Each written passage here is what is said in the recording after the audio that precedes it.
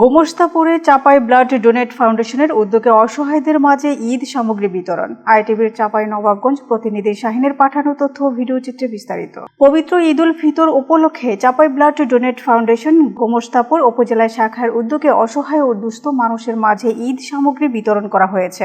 রবিবার 15 মার্চ 25 রমজান বিকেলে ছোট দাঁতপুর দাখিল মাদ্রাসা প্রাঙ্গণে প্রথম ধাপে 50 জন গরিব ও অসহায় মানুষের মাঝে এসব সামগ্রী বিতরণ করা হয়। অনুষ্ঠানে প্রধান অতিথি হিসেবে উপস্থিত ছিলেন মোহাম্মদ আখতারুজ্জামান শিহাব, পরিচালক চাপাই ব্লাড ডোনেট ফাউন্ডেশন। সভাপতিত্ব করেন গোমস্তাপুর উপজেলা শাখার সভাপতি মোহাম্মদ আসাদুল ইসলাম এবং প্রধান বক্তা ছিলেন নেচল উপজেলা শাখার সভাপতি মোহাম্মদ শহীদুল ইসলাম। এছাড়াও সংগঠনের অন্যান্য নেতৃবৃন্দ ও সদস্যরা উপস্থিত ছিলেন। সংগঠনটি বিগত বছরগুলোতে ঈদ সামগ্রী ও শীতবস্ত্র বিতরণ, বৃক্ষরোপণ, বিনামূল্য রক্ত সরবরাহ ও রক্তের গ্রুপ পরীক্ষা, মানবতার দেয়ালে স্থাপন সহ বিভিন্ন সামাজিক ও মানবিক কার্যক্রম পরিচালনা করে আসছে। সংগঠনের সভাপতি আসাদুল ইসলাম তরুণদের মানবিক কাজে এগিয়ে আসার আহ্বান জানান।